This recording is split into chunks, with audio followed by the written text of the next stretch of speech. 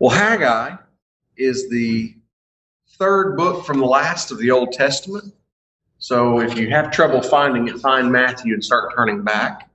And it won't take you too many pages to get there because, well, none of the last two books there are overly long.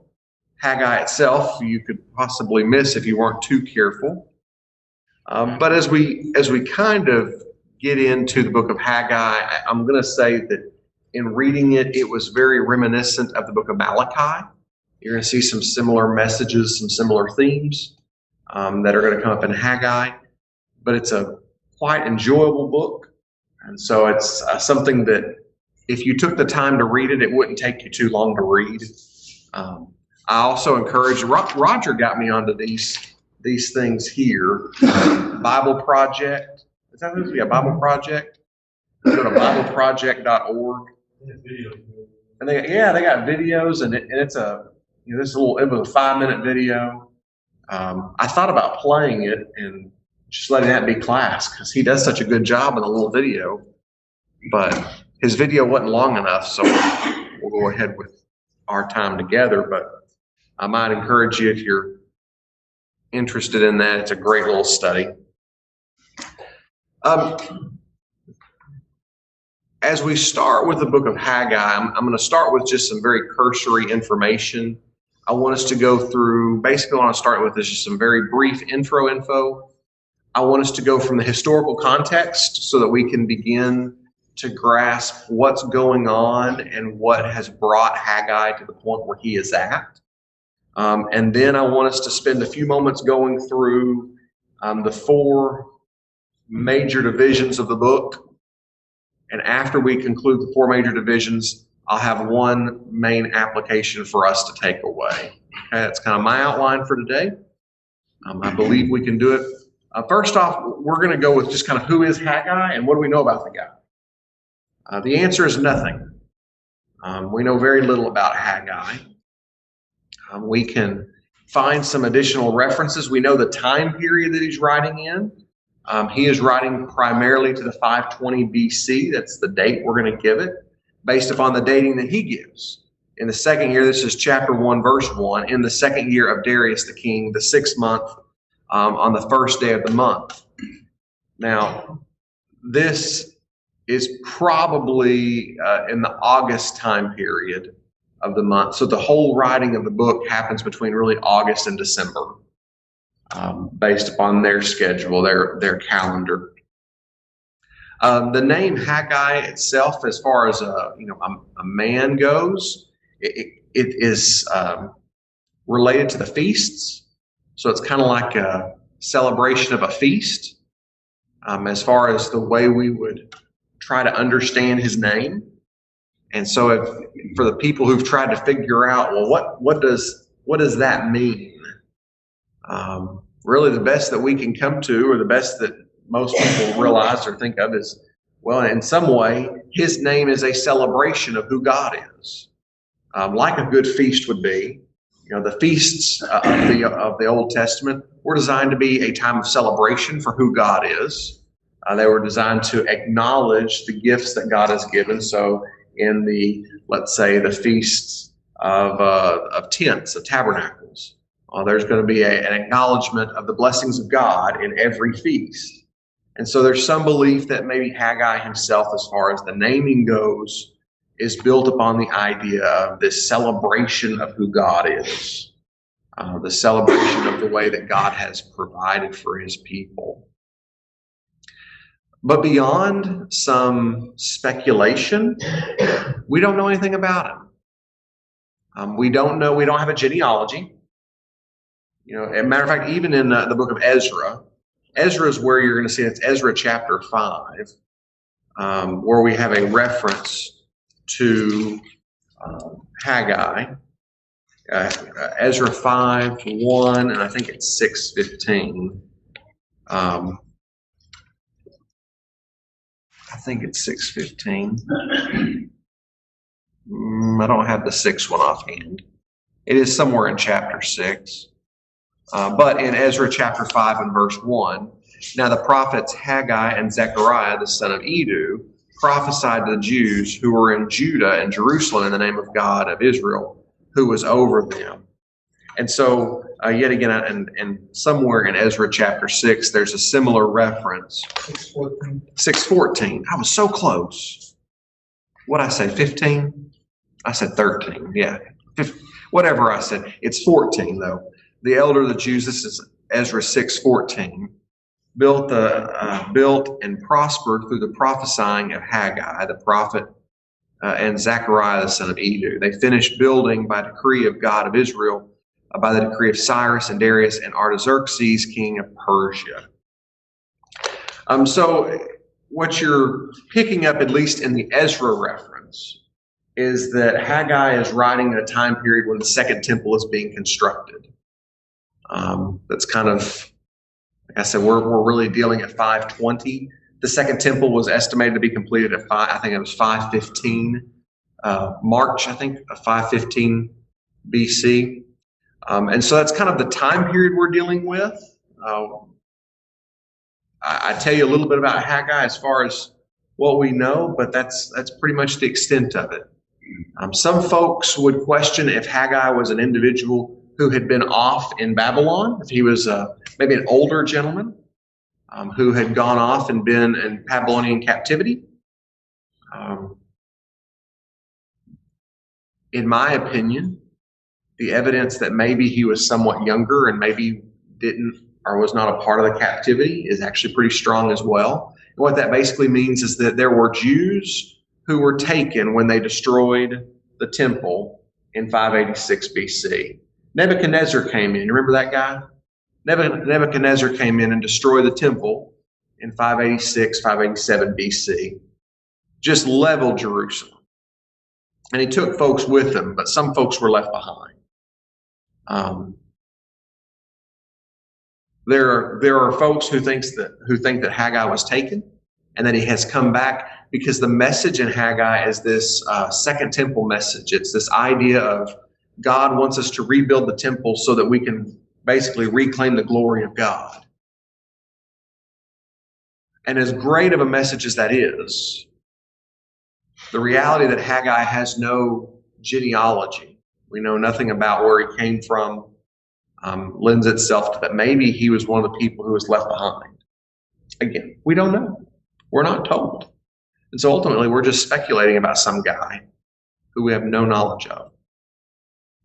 But as far as the history goes, 586, that's when you're kind of looking at the destruction of Jerusalem by Nebuchadnezzar. Now, it wasn't long after the destruction of Jerusalem that at this point, the Babylonian Empire began its decline. It was seriously on the decline. And so the next group up after you have the Assyrians, the Babylonians. Who was the third group? Persians. So after them comes the Persians. And what we have now is we have Cyrus the Great, who comes up in 559 BC, and Cyrus will reign from 559 to 530. This is where Ezra speaks in Ezra chapter 4 about the work in the temple stopping. If you'll remember, Persia comes along. So the way that these dynasties reigned were very different. The Assyrians were very cruel. The things that we read about in history as far as absolutely just grotesque was probably the Assyrians. The Babylonians weren't much better, but they also weren't much worse. The Persians ruled differently, though. The Persians ruled by creating a little bit more hospitality. And so that's why when Ezra and Nehemiah come into the scene, they approach Cyrus and they say, can we go rebuild the temple? Well, the Persians had government grants for the rebuilding of local shrines. And if they knew that they had taken that they had possession of items, they would lend them back. And they'd say, no, these are your items, use them. And they used that as a form of control of the populace. Their belief was that if the populace is generally happy, then we can generally rule without a series of problems. And it leaves us the ability to go and do things that we want to do. So that's kind of how Persia rules. And so we have Cyrus the Great, who takes over from Nebuchadnezzar, from really the decline of the Babylonian Empire. It's interesting, the story of when the Persians take over. They really take over Babylon with little fighting. Babylonians were kind of upset at their own leadership, and so when the Persians came in, they pretty much just said, okay, well, you treat us better than the last folks did, and we'll be okay. But construction stopped, and so what we see in the book of Haggai is an incomplete temple. It had started, the walls had been built, but it was not finished. But what we also see is that people are living in their homes, and they're concerned about their homes, and their homes are finished. But they're probably adding on a mother-in-law quarters, or they're wanting to add on a Hobby Lobby to their home. And so in their desire to add on to their home and to make their homes better, Haggai prophesies from that reality that your home is complete. Your homes are beautiful, but the temple itself is still in ruins. How can you worship if the temple is still in ruins? So what really gets us from Cyrus the Great? Cyrus the Great was, he was the great. So that's all you need to know. He's a good guy. Good guy's a bad term, but he was a really good guy. Like, generally, he was well-liked, well-received. His next heir was Camses. He was kind of scummy and worthless. Darius was a little bit better, and Darius is the king that we're dealing with here in Haggai. Darius took over in 522 BC, and remind you, Haggai is written in 520 BC. So Darius has only been king for 2 years. So that's kind of the time period we're in. And that gets us to where we're at in chapter 1. The first message really kicks into gear in chapter 1, verses 1 through 5. It is really, I'm going to say, at this point, I'm going to use the 4 divisions in this little paper, because they're actually very good divisions. First off, in chapter 1, verses 1 through 15, it is the accusation and response. And so you're going to notice that in these first 15 verses, Haggai brings the accusation up. He says, wait a second. Your houses are important and they're finished. But are your houses more important than your allegiance to God? Let's see if I can, as we're looking through some of these verses. This is verse 4 of chapter 1. It is a time for you yourselves to dwell in your paneled houses, while this house lies in ruins.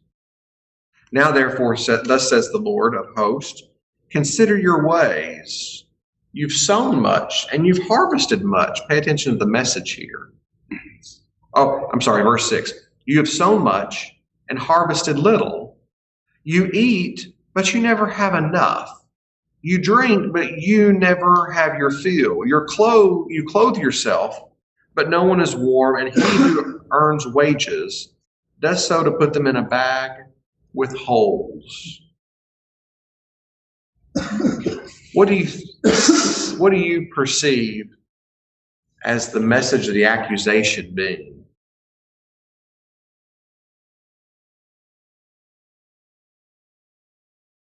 They're never satisfied. They're never satisfied. There is this reality that they're not content. And they become complacent with being concerned about putting God in the forefront. A complacency and proper order of where God belongs. It's interesting, too, that like Malachi, and Malachi will challenge, I don't want to jump too Malachi will challenge people to say, look, give and let's see if I will bless you back, which is kind of the health and wealth gospel. I always hate talking like that, but he's going to say here, he says, you're working yourselves to death, but I'm not blessing you. The reason I'm not blessing you is because, pardon me, is because the same sins that have always been lingering in the background are still lingering. Where's my priority? And when you place God as number one, I'll take care of you and bless you. So that's kind of the challenge that comes up in chapter 1, verses 1 through 15. We move into chapter 2, really. And like I said, we've kind of moved from about the time period of August of 520. Now y'all know what August is like. We're pretty latitude. Is that latitude? We're pretty much on the same sphere as this area is. So our weather cycles, our seasons are fairly close to the same, very similar. They're more arid than we are, but we move into chapter 2, verses 1 through 9, and we see the second message comes up on this little handout. It says that the addressing shattered expectations. I'm going to call it more Haggai's second message. The glory of the rebuilt temple is going to surpass that of the first temple. What he means by this is he is looking around, and you're going to notice if you're looking at chapter 2, verses 1 through 9. Let's see, this is verse 3. Who is left among you who saw this house, and he's pointing to the temple, who saw this house in its former glory? How do you see it now? Is it not as nothing in your eyes? Be strong, O Zerubbabel, declares the Lord. Be strong, O Joshua, son of Jehozadak,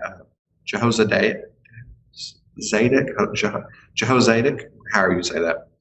Be strong, all the people of the land, declares the Lord, for I am with you, declares the Lord of hosts, according to the covenant I've made.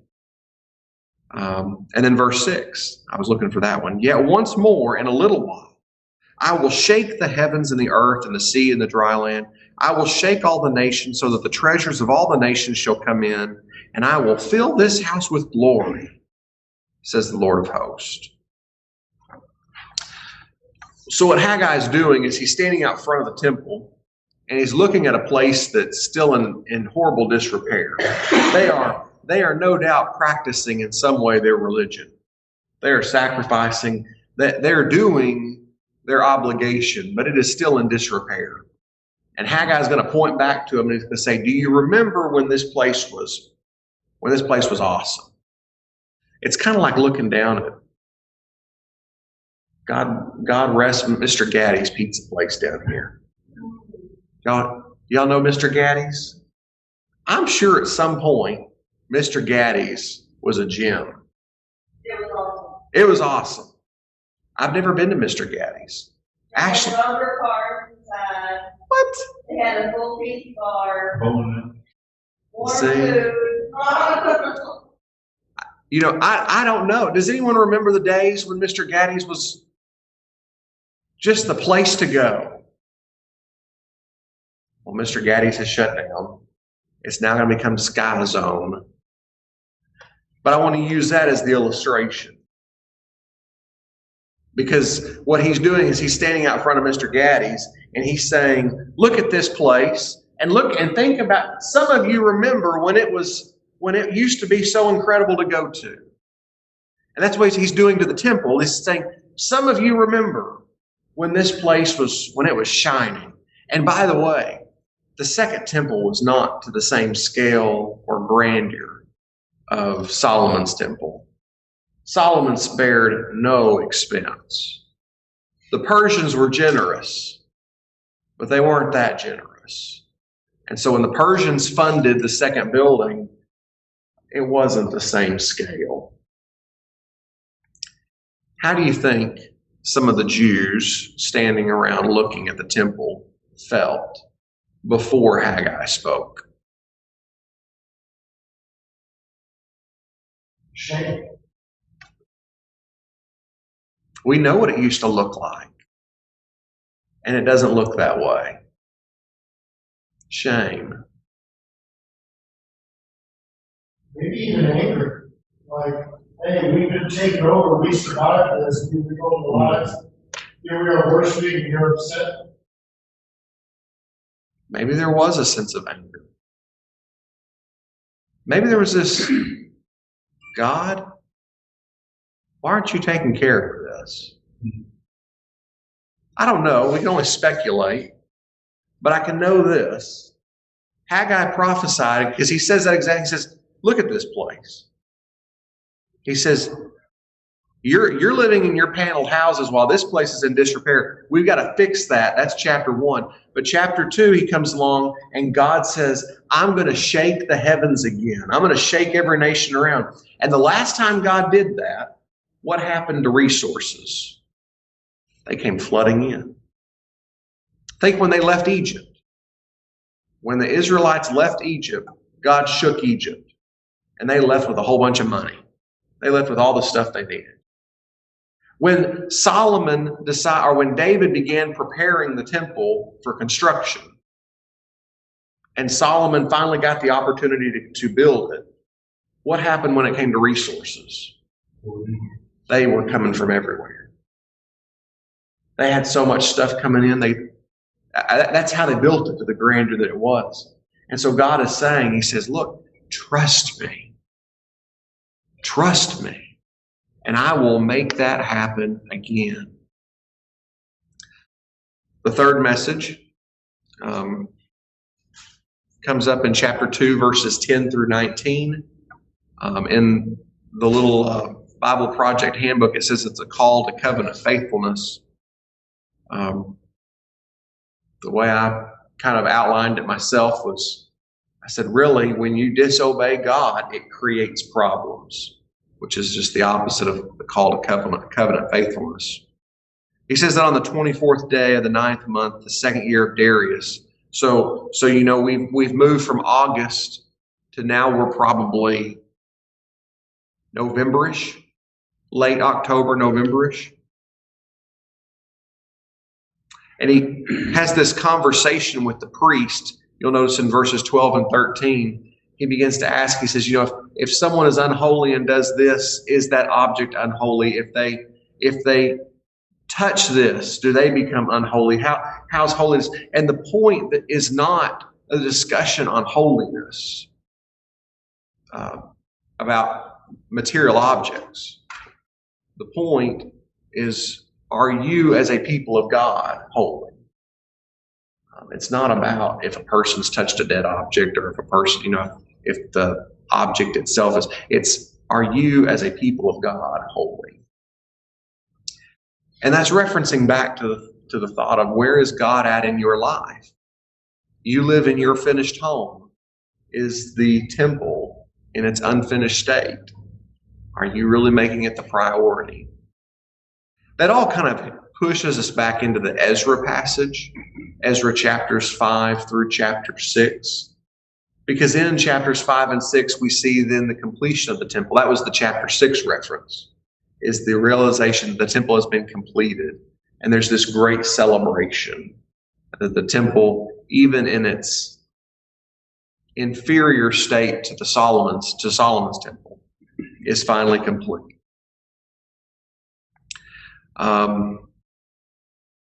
And then finally, the fourth message that he has comes in chapter 2, verse 20 through 23. We'll read those very quickly. This is chapter 2, verse 20. The word of the Lord came a second time to Haggai on the 24th day of the month. Speak to Zerubbabel, governor of Judah, saying, I am about to shake the heavens and the earth and overthrow the throne of the kingdoms. I am about to destroy the strength of kingdoms of the nations and overthrow chariots and their riders. And the horses and their riders shall go down, every one by the sword of his brother. On that day, declares the Lord of hosts, I will take you, O Zerubbabel, my servant, the son of Shealtiel, declares the Lord, and make you like a signet ring, for I have chosen you, declares the Lord of hosts. What I think Haggai is doing is Zerubbabel was in the line of David, and I think that what he is doing is somewhat prophetic. I think he is looking to the prophet or to the messianic prophecy of Jesus coming. And he's looking to say that I'm going to put a king back on the throne in the form of David, who we would name as Jesus. You see a lot of that in subtle ways in the book of Haggai.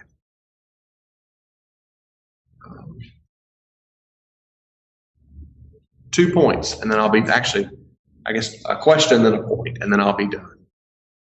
The first thing is, was Haggai effective at what he was doing? Was he a good prophet? I tend to think that, when I think of a good prophet, I think of Isaiah. I think that man wrote a lot. I think of Jeremiah. That man wrote a lot. We tend to think that effective might mean for greater length in the book. And Haggai is a short book. So how could he have been as effective as he was? But I think that's a poor way to look at effectiveness, particularly among the minor prophets. Was Haggai effective? Most of you have probably never read the book of Haggai, or if you have, it's been a long time ago. I'll self-reveal that before it was my assigned reading, it had been a while. But the message of Haggai is a very effective message because it took a whole nation of folks and got them to work. They instantly began working on the temple when Haggai began to prophesy, and they completed the construction of the temple at his prophetic calling. I think the message that we would get for us today that is most applicable really comes from Matthew chapter 6 and verse 33.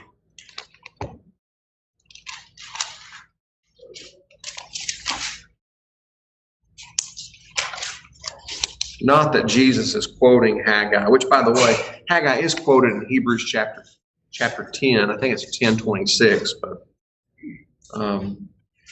talking about shaking of the heavens and the earth.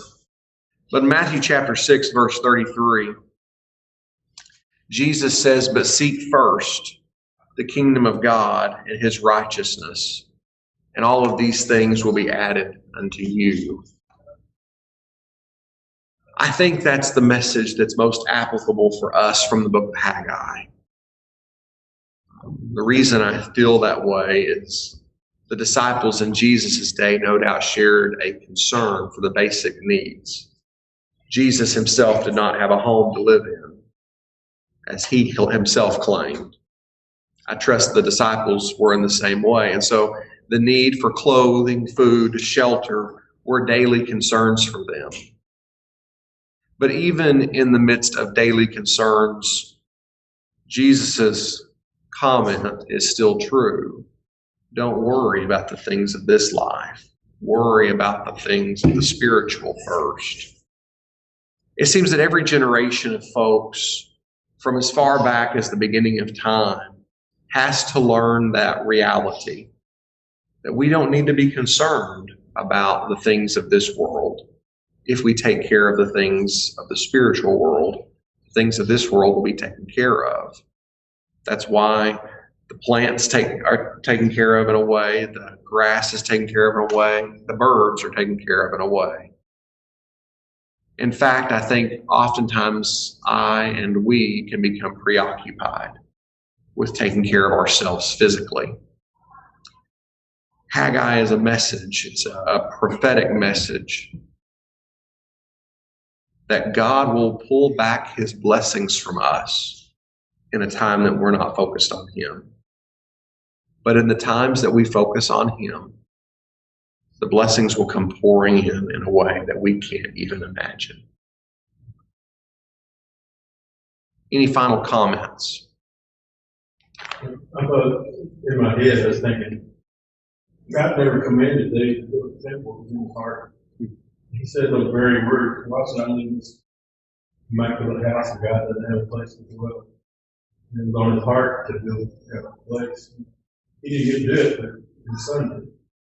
Yeah. And it's kind of interesting the contrast in the heart. Thank you, Mike.